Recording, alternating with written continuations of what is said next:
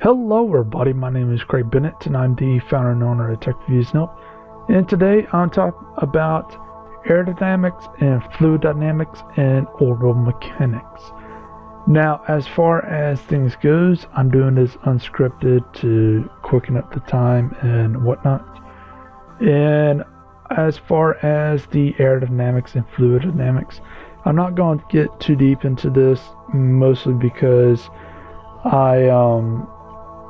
as far as someone that actually dealt with orbital mechanics, I can tell you that aerodynamics and fluid dynamics doesn't play a huge part into the understanding of the overall orbital mechanics.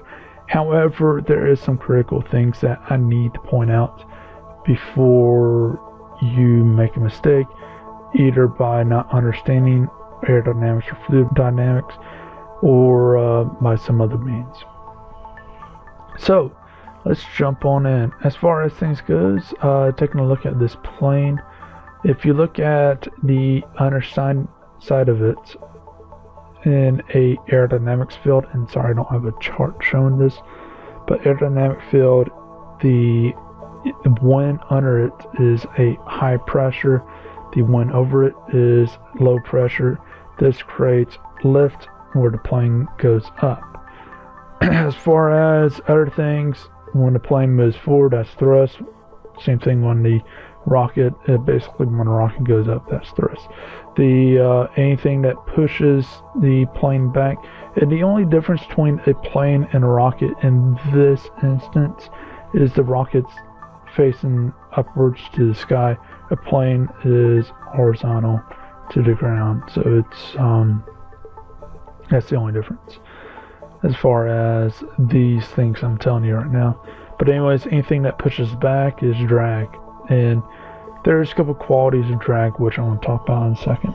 Now, fluid dynamics is science of both gases and liquids, so that's something to keep in mind. There's not a lot of difference as far as the fluid dynamics of a gas and a liquid, depending on what exact chemical you're talking about, but in a overall is very similar. For instance, with aerodynamics, again, high pressure on the bottom, low pressure at top, which creates lift. With fluid dynamics, with a liquid, you have high pressure on top, low pressure on bottom, which causes it to go down like a submarine or something. And instead of where aerodynamics, you got gravity pushing you down, if in a liquid you got buoyancy pushing you up. It's pretty simple.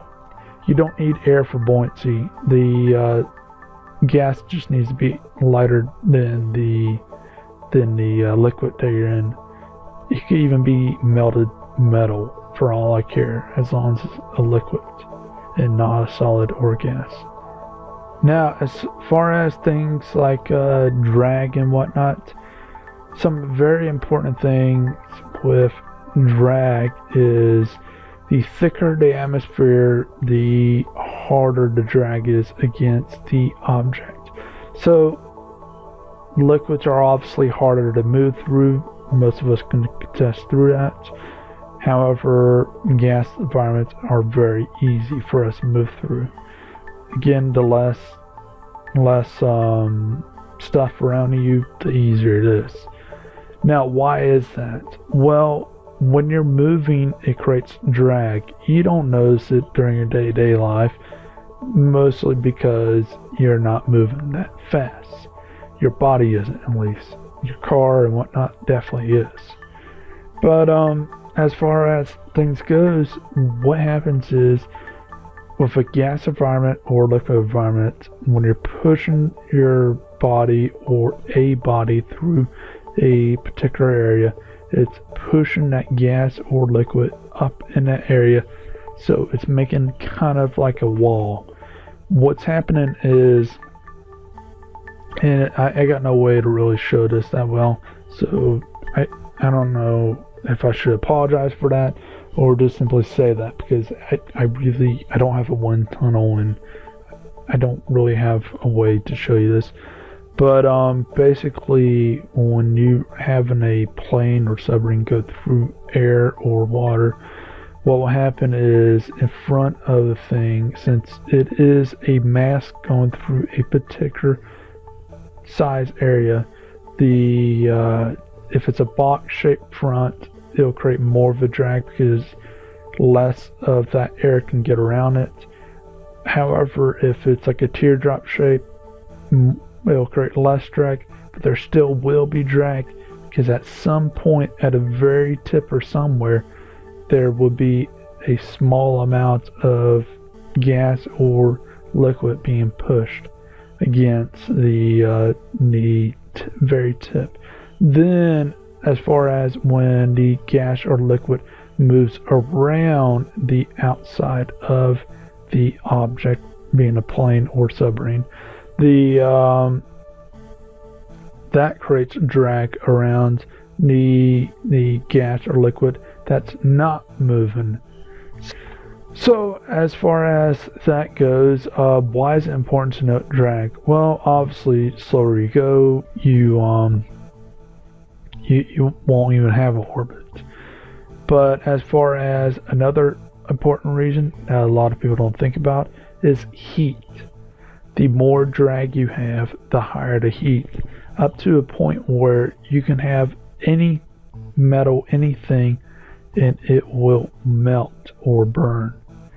So that's very important to know how much drag you're going to experience, depending on what chemical you're going through or chemicals, and how are they affected on the drag.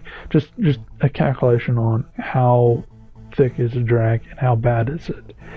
This means that if the drag's high, you obviously don't want to fly a airplane out of cotton because it'll catch on fire during mid-flight.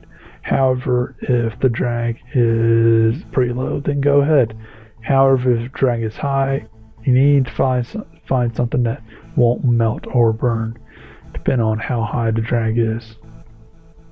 Second, the other reason why the drag is very important is fuel.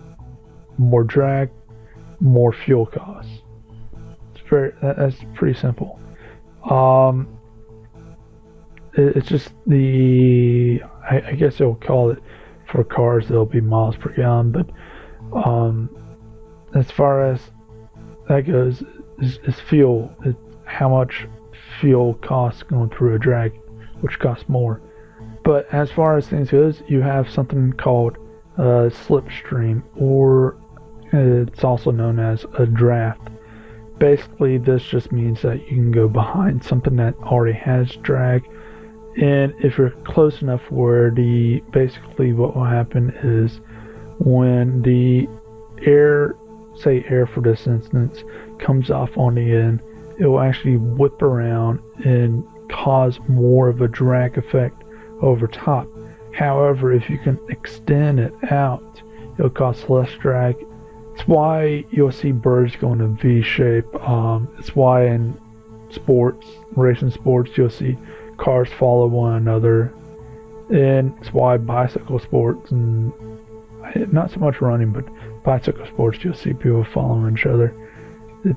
They're just trying to go into a slipstream or a draft, whatever you want to call it. Same thing, just whatever you want to call it. I'm not going to get too deep into this because I need actual animations and whatnot, and I don't have the ability and knowledge to get you those animations. So as far as things goes, I think this is pretty much where I'm going to leave off. I'm thinking about making another series of videos talking about the difference between combat on ground and combat in space, which would be quite interesting because some of that would be very unknownish. So a lot of it would be theoretical, but because we never have war in space yet, and then keyword is yet. But yeah, we'll never get into that. I'm probably going to get into more of this if I get into that. But if you got any questions or whatnot, leave them below in the comment section, and I'll try to answer them as quickly as possible. Also, you can leave them the email on YouTube, or you can email me on techreviewsandhelp.com. If you found this video helpful at all, then please like, please share, and please have a great day.